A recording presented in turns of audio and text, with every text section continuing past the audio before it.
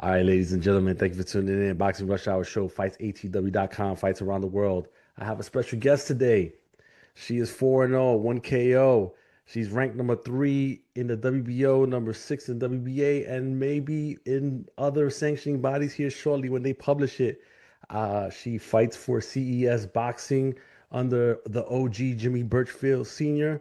I can only be talking about one person, and that's Amelia Moore. How you doing? Hello, hello, hello. Good morning. Good morning. Good morning. All right, listen, before we get into anything, who is Amelia Moore? So basically, what was life like before turning pro in November 2024 for you? Yeah, for sure. I mean, I had a really long amateur career, 3 Olympic cycles with Team USA. I'm an Olympic alternate for the 2020 games, a multi-time international medalist. I mean, I jokingly say I punched people in the face all around the world.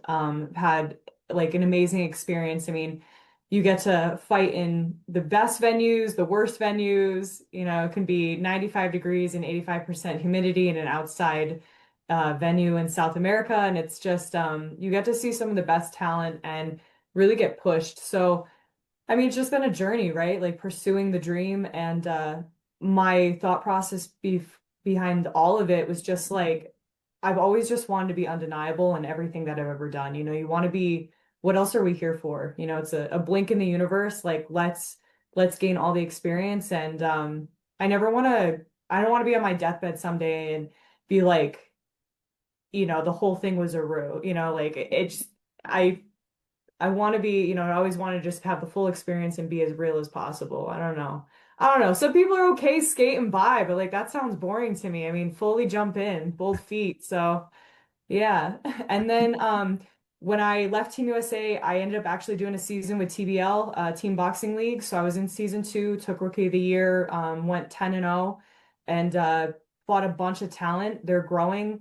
Season 3, I did the opener. We had a wild season opener and then actually started commentary for them. So I'm back on the road behind the mic again this year with TBL after just winning the WBA title at lightweight. So I got a couple different things going on. I'm also a advanced EMT, IV certified and sports nutritionist. So a lot of people just stay in one lane. I've got a lot of facets. I think they all need to shine. So yeah, ask me anything. Yeah. All right. Listen, you've had 4 fights in 2 years, right? Yes. What have been some of the challenges in trying to get fights for you? It hasn't really been a challenge to get fights. I got injured last year. I think Mm, that's like the crazy thing. I took a headbutt, cracked my nose, and then had to go back in for another fight for it with T Team Boxing League in their opener. Took a straight jab, it just shattered. I won both the rounds, but it was just like, I mean, the highlights on that fight were they used them all year. It was epic. I've got blood running down my face. I looked like I had war paint on, and it was my own blood. And I mean, I had to get closed reduction surgery. I went to the ER. They did a CT scan. The doctor looked at it before he did the CT scan. He goes, "No, I don't think it's broken." He literally like rolled back into the room and was like, "Skirt." And he's like, "I have never been so wrong. It's broken in 5 places." So yeah, I friggin' had a hell of a injury last year. And it was like, there was that moment of like, should we rush it back or should we just let this heal? And I think that I just took the time. I mean, I had over 100 amateur fights. How many times that I've been headbutted, had weird collisions. I think that when you have that much mileage, things could happen, right? And it was bound to happen. And I had rather have it happen then than happen in a championship world title fight, and have it go and just have it be hell. And so, yeah, I mean, people are like, man, 4 fights in 2 years, that's slow, but things happen for a reason. If that didn't happen, I wouldn't have had the opportunity to get behind the mic and kind of move into a journalist role also. And man, I've had such an awesome time helping the athletes have a voice because I haven't had one for so long. We all go through that struggle, right? And it's fun. Like I know everybody. I know so many of the athletes. I've seen some of them are coming up that were in the JOs and I was their elite squad and I had some other athletes that have been previous world title holders and it's like I'm getting mentored by them, but at the same time we're helping each other. Before the camera comes on, I'm like, all right, they're about to cue us. This is what I want to ask you. Like, and just like things that never happen for me, that when you get put in front of the camera, it's like you didn't get the opportunity to capitalize. So yeah, long-windedly, it sucked to get the injury last year, but I swear everything happens for a reason. And I've had the opportunity to watch more fights than I've ever watched and travel around in a different respect. And I feel like my IQ has just grown even more. So, and then, move into this year, I had the return fight in October, no injuries, and wasn't really the performance I wanted. But still dropped my opponent in the fifth round. It went all 6 rounds, unanimous decision, won every single round, and then had the fight here in November. And excuse me, we were supposed to fight in November, Bonnie Hunter and I, and then it was postponed until just this past March 28th. And I was really happy with that. I there's so many fights that happen, and it's like everybody has excuses. They're like, oh, the fight got stopped early, and they feel like the ref stopped it early. Oh, it was a last minute call. They didn't have time to prepare, blah, blah, blah, blah, blah. Bonnie, number 2 in Canada, she had a previous world title opportunity or an interim opportunity with Jessica Carrera Jacobra, and it was a close fight. And it's like, Bonnie and I both traveled. She had 5 months to prepare. I want, it's what I wanted. I wanted to go into a fight, be completely friggin' dominant, dismantle somebody that had a ton of experience and had more experience technically than I did. And that's where you move forward. You really show how dangerous you are as an athlete, because there's no, I don't want any favors. I want to be in there and be like, dude, it doesn't matter what you think you have. I'm gonna dismantle you because I'm friggin' talented and I have so much experience. And I don't need a weird, schemy edge.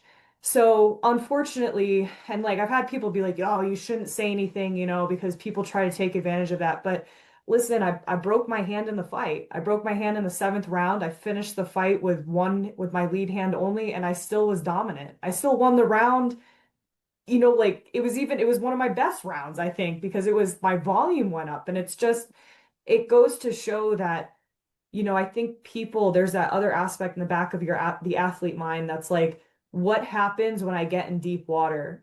I've already been there. I've been there in so many regards. And it's like, I am very fortunate that whatever the fibers that make up the tensile strength of my soul, I run towards danger, and I can think clearly, and I just really sit into the foundation of my training. And that's, that's where it really separates seasoned athletes from athletes that are just kind of out there. I don't know. Some people think they're doing this, and I always tell people, whatever you think know about boxing, you don't. Because this is not that. This is not the Mayweather Flash. This is not, the money and the fame and the girls and the blah blah blah. Like, but that's not boxing. It's not. Boxing will completely like tear you down and show exactly what you're made of. And most of us aren't made of very much. But then again, too, you meet some people that are really hard people, and love the sport and have sacrificed everything. And in those moments, that's when you see real champions.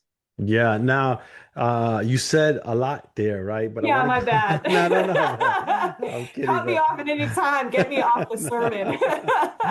no, no, no. But I want to go back to one thing that you stated there, when you broke your nose, right? There had to have been a point somewhere in there, whether big or small, that you did you did you have a thought of maybe not wanting to continue to fight, because you had, such a serious injury, or was it always, or how did you like tell yourself, hey, you know what? I'm gonna keep going, and this is what I want to do. Like how was that? Was it a mental tug of war, or did you not even have that come into your mind? Yeah, not at all, actually. I felt it initially crack. My right eye flashed. I knew it was a break. And when I took the next one, I actually took the punch that shattered it. I mean, it just felt like glass just shattered in my face. And I instantly, like I felt my guard just tighten, and went through my brain was, don't lose the round, don't let them know you're hurt. And that like verbatim went through my mind, don't lose the round, don't let them know you're hurt. And it was and it was just all of a sudden my body just like snapped into a new gear, and it was just like boom, boom, boom. Like, I mean, the head movement, everything just, I moved into this flow state that was really cool because I mean, and I forget what the girl's name. Have you ever seen Ozark? And what the Yeah, yeah, heck's yeah. the one with the girl with the blonde With the hair? line hair, yeah, yeah. Yeah, I don't know if we're allowed to swear, but it's like inside of me, it's like her voice just coming. It's like you're gonna have to fucking kill me. Like it there's this piece inside of me that really is just it's unbreakable. And I've been through so much that I feel fortunate. Some people get so caught up in their past and they're like, oh, I had it hard, through the mud and the trenches, blah, blah, blah, blah, blah. And it's just like, bro, how fortunate are you? How fortunate are you to be able to have that? Because there are people that break a high heel and it's their worst day. Daddy didn't give me money. Well, I didn't have a daddy. That's just like, and I don't have any issues from that. I embrace the fact that things were tough, and God, you have to be resilient. And I had so many beautiful mentors come into my life. And I think that there's these little like I talk about tinsel strength, really what are the fibers of your soul? And um I always say, like, when I say my goals, I can't go back on them because then I've lied to all these people. And so something about that, it's like really walking in your truth. Not a moment, I don't ever hesitate. And I know this to be true in myself because everything that I've done, I followed through with. I trust myself unconditionally. I've never lied to myself, not once. Not once. Like I mean, I look, how many times have we looked in the mirror and looked ourselves in the eye? It's seriously like we brush our teeth in the morning at night, but how many times do you really look at your own eyes and be like, hey, how are you? Hey, Amelia. It's you got to have those moments. You really have to have that and know who you are. And so when you get into those really gritty moments, you're not like, maybe this isn't for me. It's like, no, I asked for this, like so you better show out and show up. Yeah, no, for sure.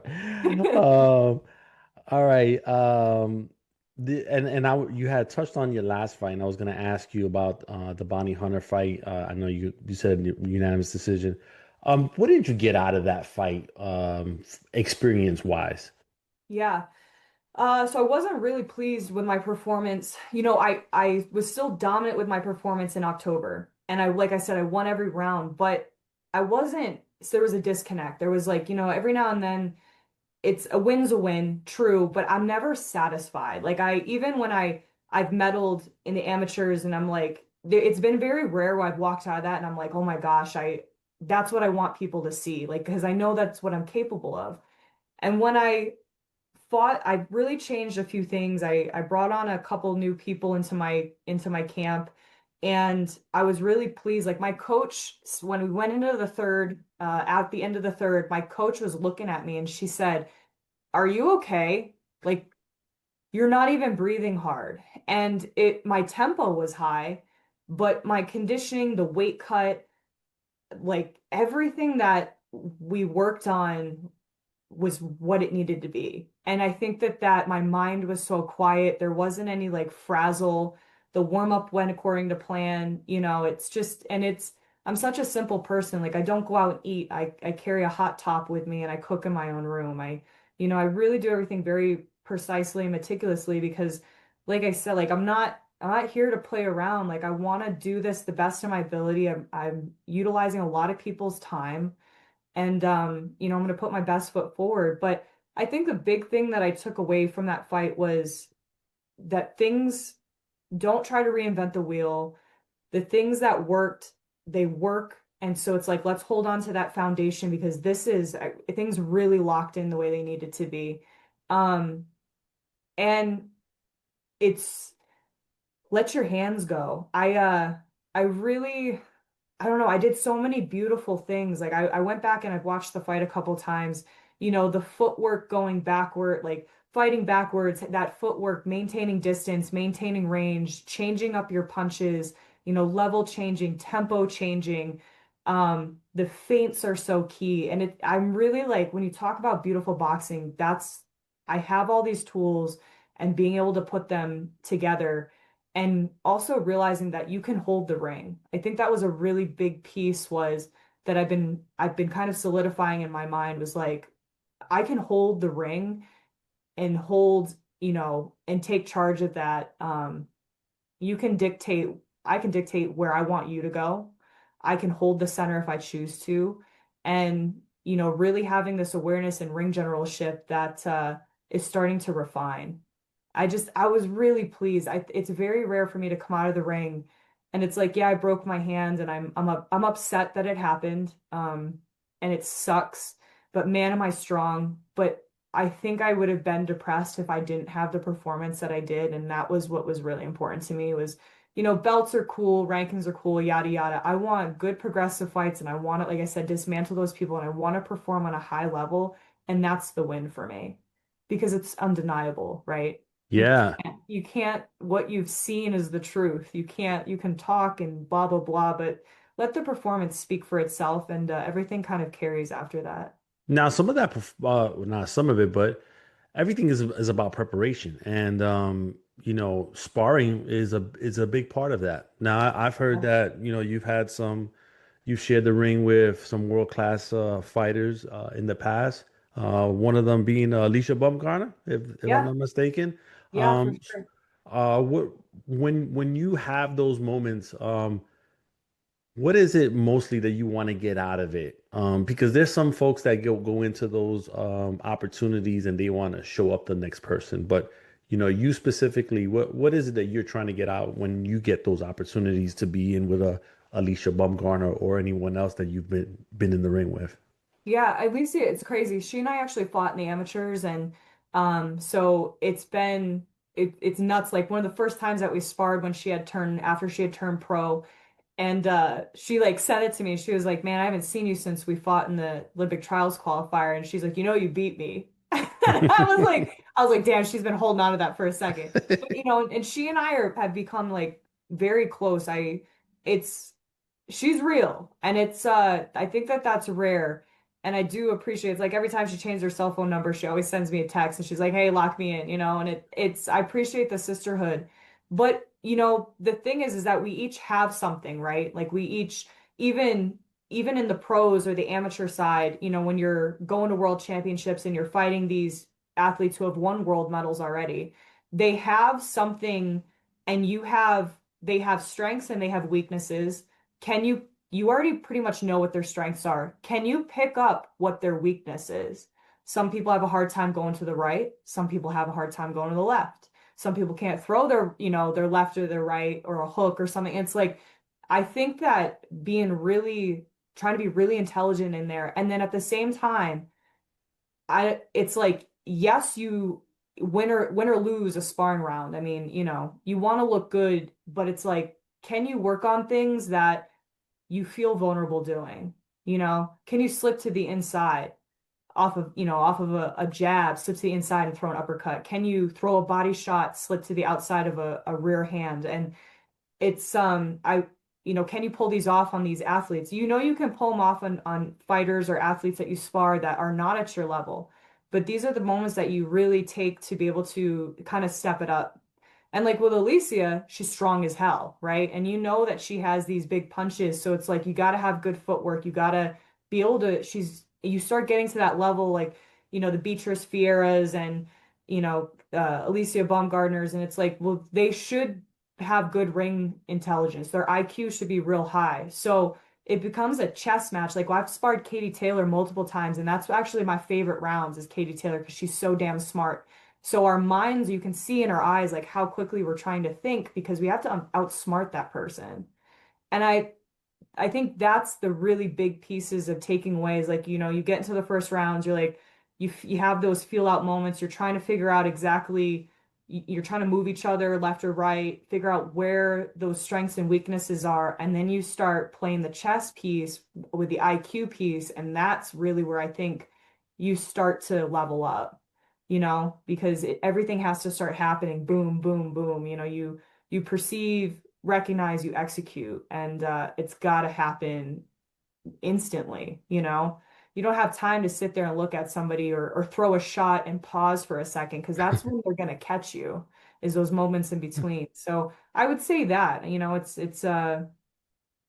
every day is a day in school and you're just trying to up your IQ. Okay. All right. And then in your last fight, you called out Stephanie Hahn, right? Yeah, She has her rematch with Holly Holm coming up. Do you want to fight her regardless, or would you take the winner?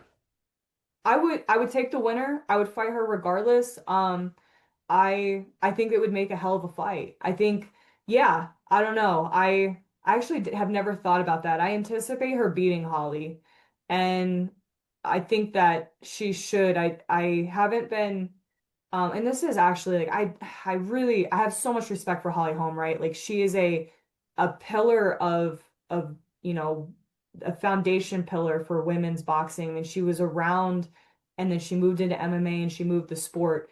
Um, it's hard to be spread thin. It's hard to jump back up into an elite level, into a discipline that demands sacrifice, you know? And when you've spread yourself and you're working on other skills that don't translate to boxing, boxing is a very selfish sport. It demands everything of you. I think that that's a hard ask, and I think she's a phenomenal athlete, but I do feel like I don't know. It's just from what I've seen from her last two fights. I'm like, I just feel that Stephanie just has a little bit more.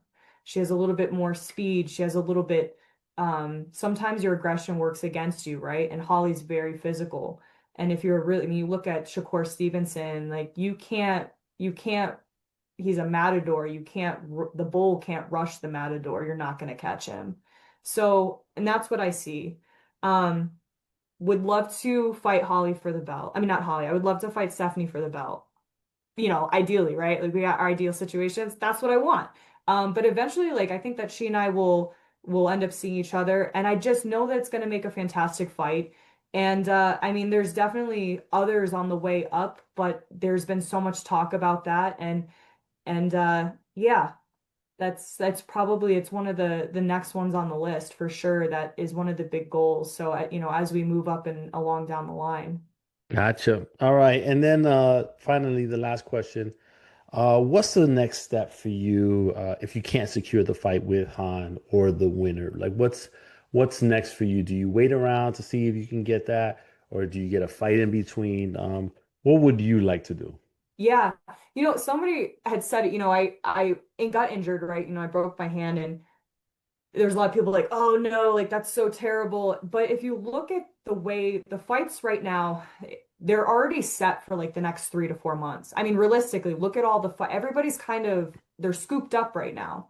And we've got fights all the way through May and June that are already lined up. And when somebody's coming out of fight in May, they're not going to fight in June. Correct. So if the injury was going to happen, it was a great time for it to happen because I'm still in shape. I'm still literally did repeat miles yesterday. I did the incline a couple days before I left. It's like I'm always training. I train when I'm on the road, and it's a lifestyle. It's not a hobby for me. This is who I am. I've been doing it for, hell, like 3 Olympic cycles, almost 15 years of my life. So plus, I've been fighting since I was 7. So it's I would say that progressive fights, I want to keep picking away. We're always looking ahead. If the opportunity presents itself with the title shot, cool. We're going to be ready because I'm not waiting around, because I'm going to be ready. And then again, we're undeniable, undeniable. That's the goal. I'm going to keep asking for fights that are going to help keep bringing me into the conversation that people can't be like, oh well, she doesn't have enough money behind her name, oh well, she hasn't had enough fights, oh well, she doesn't have a belt. You keep picking away at those things so that they're no longer in the conversation and you are fully in the conversation. So yeah, not waiting around for anything. We're already looking at kind of like creating a list of people that we'd like to that may potentially want to take the fight, that we would like to fight, that are progressive, that are going to move my ranking, that are going to, again, to not to repeat it 1,000 times, that are progressive, that are going to increase my skill level and like validate, validity in the ring. I don't, I really, I'm in that place where it always like is bizarre to me when you see people's records and they look down their box rec And mind you, it's hard, right? There's not as many women as there are men. It's growing. We have so many beautiful JOs coming up, moving into the elites who are going to turn pro soon, probably after the 28 games. Like the sport is growing from exponentially. But I hate when I see on the female side when they're fighting people over and over again who have losing records that are just deeply entrenched, and you know that this person they're in it for a check and it's a stepping stone. What is that athlete learning? Or they're I realize that there's times where it's like maybe you do have to go, or you see a lot of TJ fights, you see a lot of paid Mexico fights that and I mean that by no disrespect it to those that are stepping in the ring in those fights. You have to, if this is a way to make money, amazing. But for the athletes who are trying to make a name for yourself, shame on you. You're a fraud, like straight up.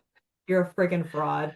And that's part of the dirty side of boxing, is padding a record. And there are enough athletes here. I've had, we've reached out to people before, and the females, I love when they're like, man, I'll take any fight, I'll do yada yada. No, you won't. No, you won't. Because you don't believe in yourself, because you haven't put the work in, because you get a $3,000 check, because we all know women aren't making shit. You make $4,000, $3,000, and you think you're a big baller? Congratulations, you're not. And, like, I mean, let's be honest. And then you go and drink and you gain a bunch of weight and you don't walk the talk and then you don't want to fight me. And that's crazy. And it's just like, oh, well, she has a really big amateur background. Well, you would have too if you followed through, but you don't follow through. So now you don't want to fight and you don't want to move up. You want to be a big fish in a small pond. And I feel that way in every aspect of what I do. I want to be intelligent and I want to be curious and ingrained and in deep into whatever the things that I'm doing. As an EMT, I went to a psych meeting last night with a guy who, I mean, my gosh, what a conversation. But it's like I didn't have to go. I didn't get paid to go. I didn't, it was just kind of like literally got off a plane and was like, I'm gonna go listen to this person because there's knowledge to be gained. And so you have to find these aspects and people just they don't want to. And so yeah, long-winded. I swear I'm not a politician. I'll answer the question. But I mean, yeah, it's just we're still, we're constantly looking at what's next, and to stay active, but in a way, and active not just on paper, but active in a way that's going to help me continue to grow, and to do it in a way that's smart, and not smart to protect me, but smart that's going to build me and grow me so that a lot of times they're like, oh, that person should have took that world title fight. They got that opportunity. It's not going to come up again. I hate that conversation. Oh, I don't know if the camera just turned off, but I hate that conversation because are we building athletes to take an opportunity, or are we building athletes to hold on to it? And that's another piece of it. And it really is very unfortunate when people have opportunities and they kind of are holding on to the opportunity and they're dangling like and that's how they go after their opponents, and I don't want that. Yeah. So And let's all make money together. and just to add to that, in closing, early fall, is that what you're looking at? Probably Late summer? August. Late Yeah, summer? probably late summer. Yeah, I mean um honestly, like the surgery went amazing and it was the best case scenario. Like it could have gone one of two ways. One way would have been a 6-month recovery. The other way would have been 6 to 10 weeks where I start impact training and start loading again. And 6 to 10 weeks, pretty average for bone healing and growth. So, we're already almost 2 weeks in, and in a month I get to start. I'm already in PT and rehab. I'm not going to atrophy, no muscle atrophy, and I'm gonna start doing a lot of loading, and like probably 4 weeks. I get another X-ray here pretty soon, and it's let's not rush things. Let's do it so that things heal correctly. But honestly, like I could, is as long as I can fully load that and then get the rounds that I need to in sparring, even if I'm staying active in the gym and keeping all my, everything together. Sparring is very important. It keeps your mind sharp. And it's like we can get those rounds. I mean, heck, like end of July, August, I think August is a good it's pushing it without pushing it. And there's that safety net of being like, okay, well, we gave ourselves the space to heal and spar. So I would say August is the best bet. All right. Well, listen, Amelia, thank you for your time today, and I wish you the best of luck on your recovery and Thank on you. your future fights, and with everything you do. No, I appreciate it. Thanks for having me All right. on, man. It's Thank been a you. pleasure. Short, sweet, we hit it all.